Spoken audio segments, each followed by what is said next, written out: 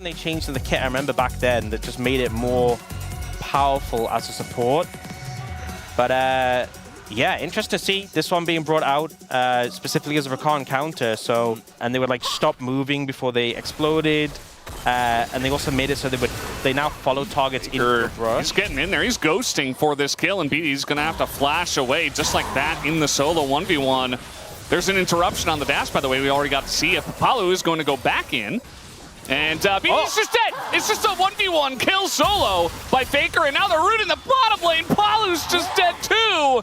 And that's 2 kills for T1, 3 minutes into the game. Huge. We'll see how this panned out. So obviously he ghosted. This is the initial play to get him low. Ghosted on him. And BD only has TP, so doesn't have a response combat summoner. And then BD's trying to walk up, and I assume he flashes on him. Yeah. I think BD assumes he doesn't have mana. Yeah, you actually looked. Faker's mana just ticked up to have enough for his E there.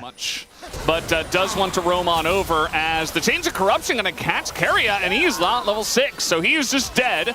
Gets flashed on by the Varus, aiming here with a nice look. They catch him in transition towards that Drake. Because the area which counts as in lane, so where Perfect is proxying the wave is in lane, but when Doran walks back to defend against it, it actually doesn't count as him being in lane, weirdly enough. Triple tonic, and I think he popped the, I'm not sure what the specific tonic is called, but the one that gives the adaptive force. So he might be looking to make use of that. He wants to fight. Yeah, you can see the little red glow around him. He wants to fight. He wants to make it happen. And now aiming's like, here, have a Chains of Corruption too. Fight him with Celestial opposition as well, so you're pretty tanky, and so easy to proc it, right? Because you have slows on a lot of your abilities. Yeah. Okay. Looks like KT trying to contest this. There's a lot of shouting I can hear on the stage, so they're certainly trying to make some kind of play, as there is the engage from Keria. Presses his R button. Owner getting pretty low, but already Cuz goes down as aiming full health, but he doesn't have a frontline anymore. BDD just has to flash out of there, but the chase is on. It looks like he's just going to wall himself out as Pace ends up finishing up the dragon, and that's 2 dragons now for T1. Yeah, I think early levels, Doran, actually, the top lane matchup wasn't going as well as you typically expect. Got set behind a bit in terms of, Okay, getting on in there, the exhaust to utilize, trying to really 100-0 owner, and they are going to be able to do that. A bit traded back, but only on to Palu, who is the support, and even Keria is getting pretty low. So nice setup there from KT. An overstep there from T1's jungler that gets punished. And a nice pickup that's going to lead to the Herald here from KT. So despite a bit of a deficit down in Dragons as well, still very much in this game. But now, this is the thing with the Gnar. You just get to the point where you can just bully out a Renekton in the side lane. And Perfect is not having a fun time. So our Deskers did confirm this is the chattiest comp of the LCK 2026. Maybe with the Varus, but not really. Not the best. Maybe we should pitch it, but like, guys, next time switch your comp up, you know, not chatty enough.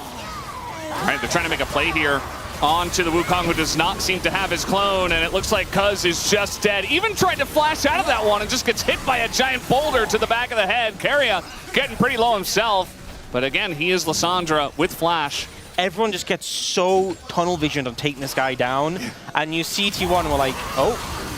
All right, Keria is in a totally fine spot, and it's mid-Gnar, so this engage not really panning out all too much, and Pays eating forward, trying to get some more damage down. Faker, not the most range, but is able to defend his team as owner. All the while was just taking the Mountain Drake.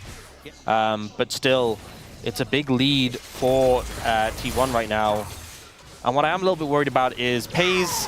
Palu somehow backing here where they could see him. We do have a disengage cone in position, but it doesn't matter with this much CC. Although Palu is going to flash on him, charm, and then just, well, die. Yeah. Still, we're just seeing T1 getting more and more control off the map right now. And we see, you know, the spike for Pays right now, the Triforce, and the Romana fully stacked. Faker is approaching his Rod of Ages being fully stacked, and he's going towards Actualizer. For not all too much. And Renekton's really not having a fun time against either of these solo laners as they're trying to engage a mini-Gnar here. Doran in a bit of a rough spot as the knockback comes out. They don't have all that much damage, but it is enough in the end. Okay, nice pick. Take him down. Aiming, trying to clear this wave out. And Pays playing with a lot of confidence here. Yeah, very stubbornly sticking onto that turret for quite a while. BDD, meanwhile, is in the bottom lane. They've actually dodged a bullet here, because if he was a little bit more further along, he'd be so much stronger. Yeah, could have been so much worse. As trying to go in onto Meganar, not the best, I would say, as now we have the flank coming in from Perfect, trying to take down Doran. They will be able to do that, but now Owner goes in onto Cuz, who just gets burst down. They do, in fact, have the damage, and Payne's even looking for a bit more with that shift forward. So Palu very low, Cuz is down, and T1 can kind of just do whatever they want. I would imagine they'll look for this Mountain Soul.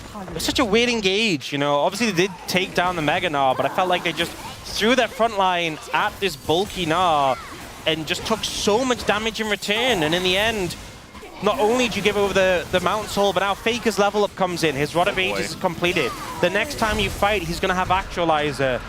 And I think that might just be game. Use the quickness just to try to barely survive. Like, that's not the engage synergy we were talking about. Could have been much better, as now Perfect in the side lane. He's got a big shield, but the smite comes in, and it looks like Perfect will just go down in the 2v1. So a nice little pick. Almost earth levels of ability haste with his item. And also, it gives tenacity, which I don't think he needs, right?